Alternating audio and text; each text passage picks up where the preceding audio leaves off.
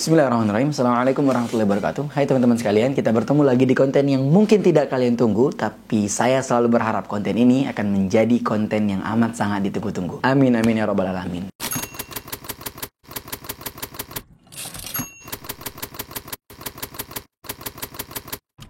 Nah teman-teman sekalian, setelah kemarin kita membahas bagaimana lika-liku perjalanan dakwah Nabi Nuh alaihissalam, bagaimana kita saksikan sendiri kesabaran salah seorang nabi yang kita cintai, salah seorang nabi yang memiliki ujian terberat dalam hidupnya. Maka pada hari ini kita akan melengkapi kepingan terakhir dari kisah perjalanan Nabi Nuh alaihissalam.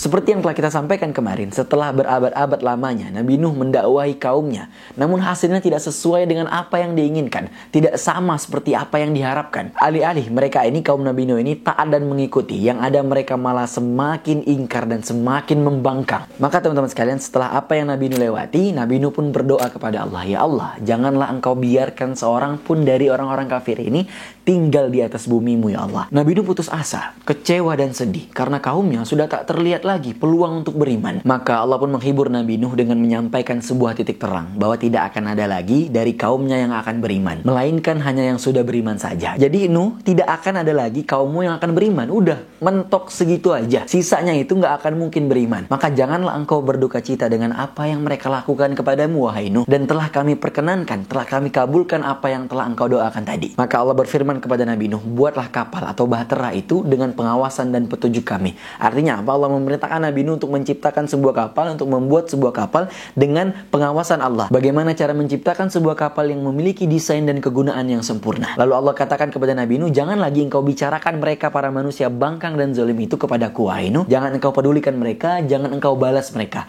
Sabar saja terhadap serangan mereka yang akan datang. Karena jangan sampai, karena engkau meladeni mereka, engkau merespon mereka, nanti proses pembuatan kapalnya akan terhambat dan tidak selesai tepat pada waktunya wahai Nuh. Jadi biarkan saja mereka, abaikan saja mereka. Dan Allah katakan kepada Nabi Nuh, engkau tenang saja wahai Nuh, sungguh mereka semua ini akan ditenggelamkan. Nah teman-teman sekalian, dalam beberapa riwayat dikatakan bahwa ketika Allah mengatakan bahwa mereka orang-orang zalim dan kafir ini akan ditenggelamkan, muncullah rasa iba di hati Nabi Nuh, rasa kasihan di hati beliau. Dan beliau sempat berpikir akan membatalkan permohonan itu. Beliau ingin menarik kata-katanya, beliau ingin menarik doa itu. Namun tidak bisa lagi karena doanya telah dikabulkan Allah dan Allah telah menetapkan itu. Bayangkan teman-teman sekalian, Nabi Nuh alaihissalam setelah ratusan tahun mengalami penolakan, merasakan perundungan yang amat sangat luar biasa. Hari-hari beliau dihinakan, bukan hanya orang asing, bahkan ditentang keluarganya sendiri. Namun ketika kaum yang beliau cintai hendak diazab Allah, timbul kesedihan dan rasa kasihannya. Seolah ia meminta untuk diberi lagi kesempatan waktu. Ya Allah, kasih kesempatan lagi. Mungkin mereka masih bisa beriman ya Allah. Itu Nabi Nuh. Apalah kita ini yang terhormat dipanggil guru, yang merasa bahagia dipanggil ustadz, penggiat dakwah, pejuang dakwah, umur pendek perjuangan tak seberapa. Siapa kita ini? Ujian kita ini hanya mentok di level tidak ada yang like, tidak ada yang share, follower tidak bertambah, dan tidak dapat amplop sebagai pembicara. Mungkin kita akan setuju ketika Allah mengatakan akan mengazab orang-orang yang bangkang ini, akan mengazab orang-orang kafir ini. Mungkin kita akan setuju, azab saja dia ya Allah, dia ini bangkang terhadap ayatmu. Mungkin kita akan seperti itu. Tapi tidak dengan Nabi Nuh kawan-kawan sekalian. Kenapa? Ya ini wajar, karena kita ada di level yang berbeda.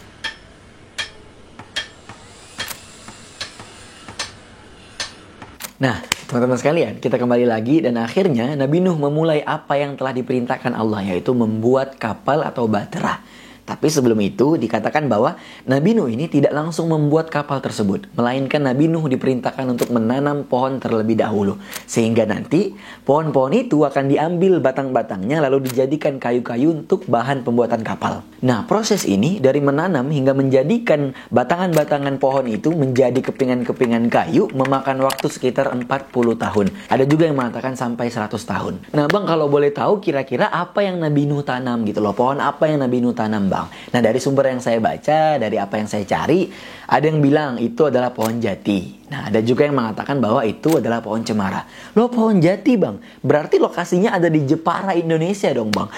Loh berarti Nabi Nuh lahir di Indonesia bang? Gak gitu, ngawur itu namanya.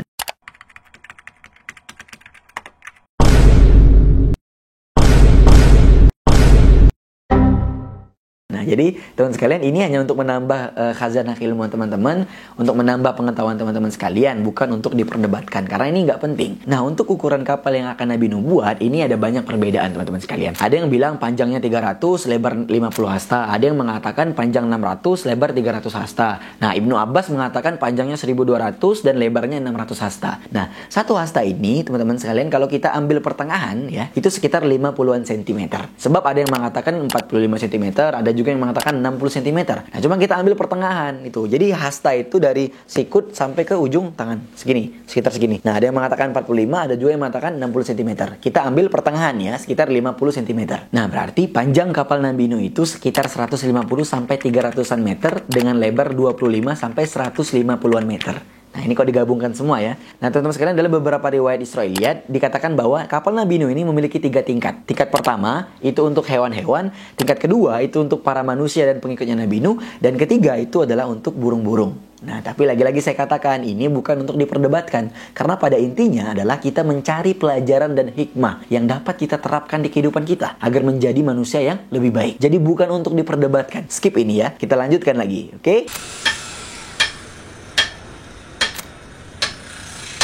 Nah, kita kembali lagi ke cerita. Setelah 40 tahun menunggu pohon-pohon yang ditanam itu, akhirnya Nabi Nuh memulai proses pembuatan bahtera atau pembuatan kapal. Namun ternyata, jangan teman-teman sekalian ini mengira bahwa rencana Nabi Nuh ini berjalan dengan mulus tanpa ada hambatan. Justru sebaliknya, Nabi Nuh mendapatkan gangguan yang lebih parah. Nah, apa yang beliau dapatkan? Setiap orang-orang kafir atau kaum Nabi Nuh ini yang bangkang ini lewat di depan Nabi Nuh, maka mereka akan mengejek Nabi Nuh alaihissalam. Mereka mencela apa yang sedang dibuat oleh Nabi Nuh. Mereka mengatakan, hendak kemana engkau wahai Nuh? Sudah gila rupanya kau ini Nuh. Bagaimana bisa? Kapal itu berlayar di atas daratan. Jadi Nabi Nuh ini dihina, direndahkan dan dicemooh karena membuat kapal di atas daratan, mengadakan kapal di atas padang pasir yang jauh dari perairan. Mereka mengira Nuh ini udah makin gila aja dia, yang gara-gara nggak ada yang mau ngikut dia makin gila gitu loh, buat kapal di atas daratan. Gimana ini? Jadi berbagai macam ejekan yang Nabi Nuh terima. Nabi Nuh tetap berpegang dengan apa yang Allah perintahkan, agar mengabaikan mereka dan fokus untuk menyelesaikan kapal. Jangan pedulikan mereka, udah biarin aja, fokus buat kapal. Tapi sesekali Nabi Nuh ini juga menjawab gitu loh, kayak sarkas gitu. Apa yang beliau katakan, apa yang Nabi Nuh katakan, beliau bilang gini, kalian boleh mentertawakan dan mengejek kami pada hari ini, namun kelak akan datang masanya, kita lihat saja. Kamilah yang akan mengejek kalian. Kalian senang-senang sekarang, nanti kami akan senang-senang di atas kalian. Bahkan nanti kami akan menghinakan kalian, sebab azab dan siksaan Allah pasti akan datang kepada kalian. Nabi Nuh merespon ejekan mereka ini dengan sangat dingin sekali, membuat mereka overthinking. Bayangkan, sekali aja Nabi Nuh ini ngomong, langsung kena mental mereka rupanya. Emotional, damn it. Nah, kawan-kawan sekalian, ada beberapa kisah lagi nih. Kisah Israiliyat yang mungkin akan saya sampaikan mengenai proses ketika Nabi Nuh membangun bahtera atau membuat kapal sambil menunggu datangnya perintah lanjutan. Pada saat itu, kaum Nabi Nuh ini yang bangkang ini melakukan perbuatan yang amat sangat di luar dugaan. Mereka ini melakukan sesuatu perbuatan yang amat sangat biadab sekali. Dan ini juga bisa menjadi alasan kuat bahwa mereka ini memang pantas untuk diazab. Nah, apa yang mereka lakukan? Dikatakan bahwa kaum Nabi Nuh ini menjadikan kapal atau bahtera Nabi Nuh ini sebagai toilet mereka, sebagai toilet umum mereka. Jadi setiap dari mereka yang hendak membuang air besar, hendak BAB, maka akan langsung menghampiri kapalnya Nabi Nuh dan mereka pun membuang kotoran mereka di dalam kapal tersebut. Tujuannya apa? Tidak lain tidak bukan hanya untuk menghinakan Nabi Nuh, hanya untuk merendahkan Nabi Nuh. Nah, maka seiring berjalannya waktu, kapal Nabi Nuh ini dipenuhi oleh kotoran mereka, bau busuk dari kotoran mereka, manusia-manusia yang biadab ini. Nah, tahukah kalian bagaimana Allah membalas perbuatan mereka, manusia-manusia yang biadab ini? Dikatakan bahwa mereka, kaumnya Nabi Nuh ini, yang bangkang ini diserang penyakit kulit yang amat sangat mengerikan.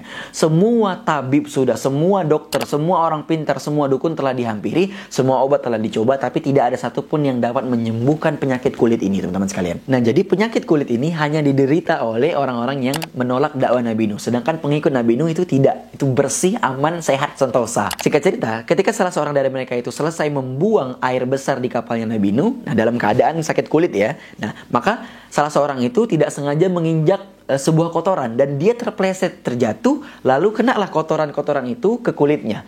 Seketika kulit tersebut yang awalnya itu kotor dengan penyakit kulit yang mengerikan itu langsung sembuh, teman-teman sekalian.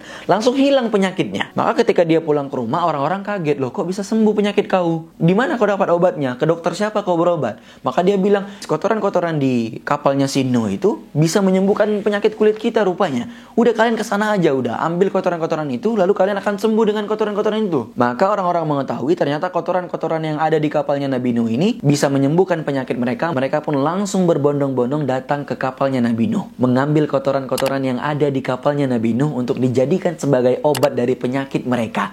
Dari yang awalnya penuh kotoran, sampailah kapal Nabi Nuh itu menjadi bersih dan kinclong. Tidak tersisa sedikit pun kotoran-kotoran itu. Bayangkan betapa menakjubkannya skenario Allah. Allah menghinakan para pembangkang ini, para manusia-manusia biadab ini dengan cara yang tidak terduga. Allah menghinakan mereka dengan cara yang tidak terduga. Kotoran-kotoran mereka dikembalikan kepada mereka. Mampus.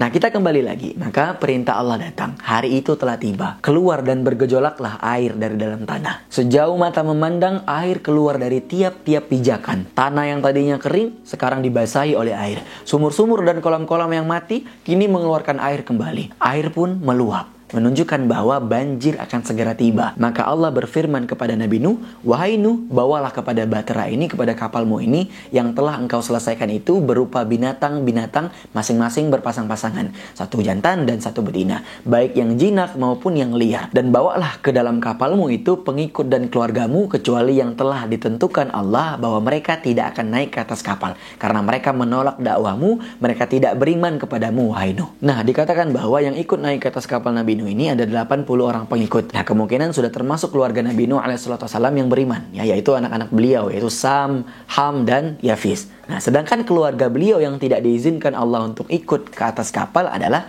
istri dan anak beliau, yaitu Kan'an. Nah, kenapa kok Allah tega sih tidak mengizinkan anaknya Nabi dan istrinya Nabi untuk naik ke atas kapal? Nah, maka Buya Hamka membantah ini. Buya Hamka mengatakan meskipun Nabi Nuh menginginkan mereka untuk naik ke atas kapal dan Allah mengizinkan, Allah memperbolehkan itu, niscaya mereka akan tetap menolak itu. Mereka sendirilah yang akan menolak gitu loh, untuk menolak untuk naik ke atas kapal. Karena apa? Mereka ini sudah tidak tertolong. Mereka ini sudah keras hatinya. Jadi ya percuma, nggak akan mungkin beriman mereka. Bagaimana Nabi Nuh mengumpulkan binatang-binatang itu? Nah, dikatakan dalam beberapa riwayat bahwa Allah menjadikan binatang-binatang itu pada saat itu ya, itu mendekat di sekitar daerahnya Nabi Nuh. Nah, jadi ini akan memudahkan Nabi Nuh untuk membawa mereka, untuk mengumpulkan mereka, untuk membawa mereka ke atas kapal. Nah, sebagian riwayat menyebutkan bahwa binatang pertama yang dibawa ke atas kapal adalah burung parkit, dan binatang terakhir adalah keledai. Dan katanya itu iblis ini juga menyelinap untuk masuk ke kapalnya Nabi Nuh melewati ekornya keledai. Dia bergelantungan di ekor keledai. Nah, teman-teman sekalian, mungkin ada yang bertanya, Bang, gimana waktu itu bisa disatukan antara binatang buas dan binatang jinak gitu loh? Emangnya nggak dimakan? Emangnya mereka nggak diterkam? Nah, ternyata pertanyaan kritis ini ada hadis yang menjawabnya. Pada saat Nabi Nuh membawa binatang berpasang-pasangan itu, para pengikutnya berkata, bagaimana kami bisa merasa tenang, wahai Nuh? Atau bagaimana hewan-hewan ternak ini bisa merasa tenang? Sedangkan singa itu membersamai kami di atas kapal. Ada singa di atas kapal, Nuh. Bagaimana, Nuh? Gitu kan. Kami takut juga ini singa ini nanti nerekam gitu loh. Nah, dan ternyata dikatakan bahwa Allah membuat singa ini menjadi demam. Nah, dan inilah demam pertama yang ada di muka bumi. Jadi singanya itu dibuat Allah demam gitu loh. Jadi dia nggak bisa ngapa-ngapain, udah baring aja, udah istirahat. Dan setelah itu kaumnya Nabi Nuh juga mengeluhkan adanya tikus. Mereka mengatakan bahwa tikus ini merusak makanan-makanan dan barang-barang mereka. Maka Allah pun membuat singa itu bersin dan mengeluarkan kucing. Nah, lalu tikus-tikus yang diresahkan oleh kaumnya Nabi Nuh itu akan diburu oleh kucing. Maksudnya dia akan ditakuti oleh kucing gitu loh. Dia bersembunyi dan tidak berani untuk mengacau barang-barang dan makanan lagi, karena dia takut dengan kucing. Nah, maka teman-teman sekalian, setelah semua hampir selesai, orang-orang beriman yang tak seberapa jumlahnya itu telah naik ke atas kapal. Para binatang satu persatu telah naik, dan air pun semakin lama semakin tinggi. Air-air mulai memancar dari dalam tanah dan hujan sudah mulai turun. Dikatakan bahwa hujan ini semakin hari semakin lebat gitu loh. Semakin berjalannya waktu semakin lebat. Seakan-akan tuh ada yang nyiram pakai ember gitu loh. Saking derasnya gitu kan. Kayak siraman ember. Nah, air-air telah keluar dari tungku-tungku api. Para pengikut, binatang-binatang dan keluarga yang beriman telah berada di atas kapal. Sungguh, semua akan tertimpa bencana besar kecuali orang-orang yang berada di atas kapal. Allah pun mengatakan kepada Nabi Nuh, janganlah engkau berbelas kasihan kepada mereka. Sungguh mereka telah menolak dakwamu, wahai Nuh. Mereka ini telah ratusan tahun membangkang dari engkau karena kesombongan mereka gitu loh. Mereka telah menghinamu, mereka telah mencemoohmu, mereka telah mengatakan engkau sebagai orang yang gila, Nuh.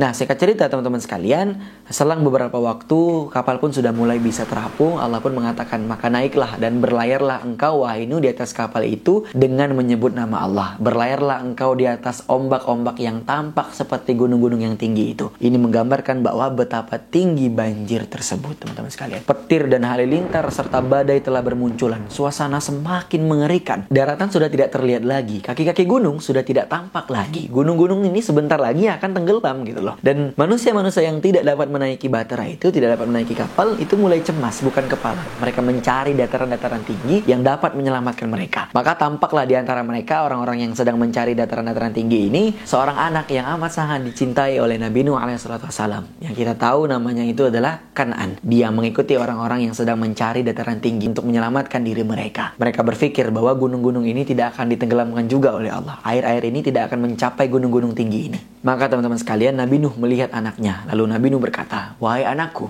naiklah bersama kami, ya bunayyarkam ma'ana. Dan janganlah engkau bersama orang-orang yang tidak percaya, orang-orang yang ingkar itu. Terlihat jelas bagaimana kasih sayang seorang ayah terhadap anak kandungnya. Meskipun telah berulang kali Allah peringatkan bahwa orang-orang zalim ini tidak akan diselamatkan. Mereka akan ditenggelamkan. Tapi Nabi Nuh sebagai ayah belum putus asa, belum putus harapannya bahwa anaknya mungkin bisa saja beriman gitu loh. Tidak tega hatinya melihat anaknya akan dibinasakan. Tidak kuat hatinya melihat anaknya akan ditenggelamkan. Maka diajaklah anaknya itu untuk naik ke atas bahteranya, untuk naik ke atas kapalnya. Namun bagaimana respon anaknya? Ia mengatakan kepada ayahnya, tidak ayah, sungguh aku akan berlindung, aku akan mencari tempat yang lebih aman, dataran-dataran tinggi, gunung-gunung yang akan menyelamatkan aku. Aku akan mencari tempat untuk menyelamatkan diriku, yaitu gunung-gunung yang akan menyelamatkan aku dari air ini. Bayangkan teman-teman sekalian, di saat segenting ini, dia masih menolak ajakan sang ayah. Dia mengira bahwa air-air ini tidak akan bisa mencapai gunung-gunung tinggi itu. Maka Nabi Nuh dengan kelembutan hati mengatakan, pada hari ini tidak akan ada yang mampu selamat atau menyelamatkan Muna kecuali orang-orang yang Allah kasihi, kecuali orang-orang yang patuh terhadap perintah yang telah Allah turunkan. Nah, dikatakan bahwa sebelum anak Nabi Nuh itu menemukan gunung-gunung yang tinggi, atau juga dikatakan bahwa anak Nabi Nuh ini sempat berubah pikiran, dia ingin menuju ke kapal ayahnya, maka mereka pun dipisahkan oleh ombak yang besar. Mereka terpisah oleh ombak yang bergulung-gulung yang begitu tinggi, begitu besar sekali. Dan tampaklah bahwa anak Nabi Nuh yaitu Kan'an juga telah ditenggelamkan, digulung oleh ombak-ombak yang besar itu. Dan dia termasuk orang-orang yang ditenggelamkan. Nah, kita kembali lagi, maka diceritakan teman-teman sekalian, air semakin tinggi, gunung-gunung sudah tak tampak lagi. Sejauh mata memandang tidak terlihat apapun kecuali hanya air, kanan air, kiri air, depan air, belakang air. Nah, dikatakan dalam beberapa riwayat bahwa tinggi air itu pada saat itu mencapai 15 hasta di atas gunung yang paling tinggi. Bahkan ada yang mengatakan bahwa tingginya itu 80 mil, lebih tinggi daripada gunung yang paling tinggi di muka bumi gitu loh. Jadi 80 mil di atas gunung yang paling tinggi di bumi. Jadi bumi benar-benar diratakan. Manusia-manusia yang angkuh dan keras itu sudah tidak berdaya lagi. Mereka tidak punya kuasa untuk menolak takdir buruknya. Dahulu mereka merasa berkuasa, kuat dan bebas berkehendak. Namun pada hari ini mereka benar-benar tidak berdaya dan amat sangat dihinakan. Jadi secara kesimpulan Allah memperkenankan, Allah mengijabah doa dari Nabi Nuh alaihissalam bahwa tidak ada satupun dari orang-orang yang bangkang, orang-orang kafir itu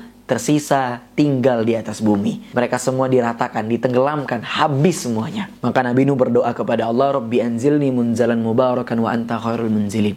Ya Allah, tempatkanlah kami di tempat yang Engkau berkahi. Sesungguhnya Engkau adalah sebaik-baiknya pemberi tempat. Nah, maka terkatung-katunglah mereka di atas kapal itu, tidak melihat sedikit pun daratan untuk berlabuh. Karena memang semua sudah ditenggelamkan kecuali mereka sendiri. Mereka tidak tahu akan kemana mereka berlayar dan kapan mereka akan berlabuh. Karena mereka hanya tahu Allah lah yang menentukan itu.